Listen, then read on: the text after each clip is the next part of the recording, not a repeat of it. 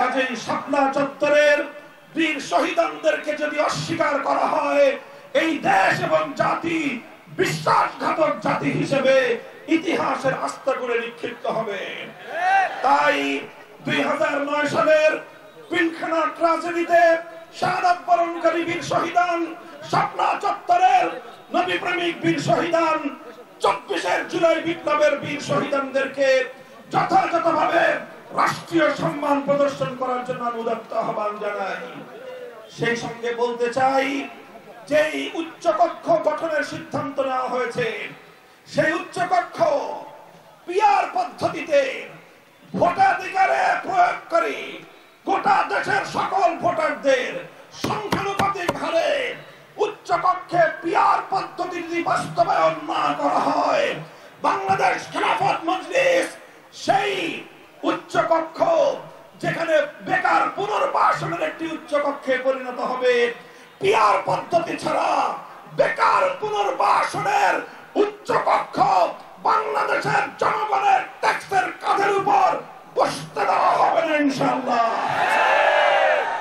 সংগ্রামী সাথী ও বন্ধুগণ, আজ বাংলাদেশে এখনো নির্বাচনের পরিবেশ সৃষ্টি হয়নি।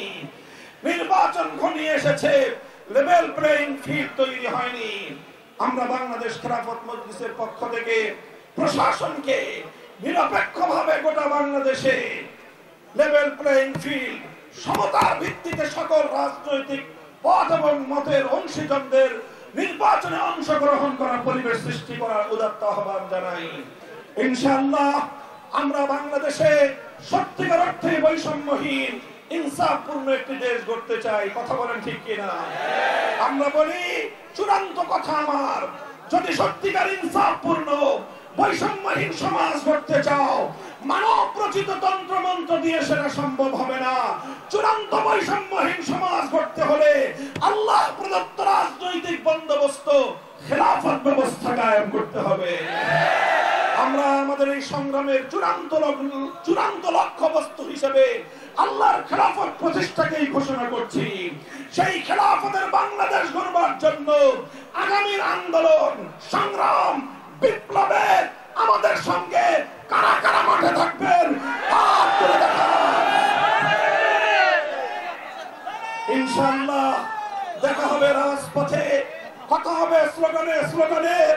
এই বাংলাদেশ, আগামীর বাংলাদেশ হবে ইসলামের বাংলাদেশ, আগামীর বাংলাদেশ হবে খেলাফতের বাংলাদেশ, আগামীর বাংলাদেশ হবে ফ্যাসিবাদ মুক্ত বাংলাদেশ, আগামীর বাংলাদেশ হবে আধিপত্যবাদ মুক্ত বাংলাদেশ, আগামীর বাংলাদেশ হবে বাংলাদেশপন্থীদের বাংলাদেশ। ভারতপন্থী, আমেরিকাপন্থী, পিকিংপন্থী কোন পন্থার রাজনীতি বাংলার মানুষ আর গ্রহণ করবে না। আগামীতে বাংলাদেশের রাজনীতি হবে বাংলাদেশপন্থী রাজনীতি ইনশাআল্লাহ।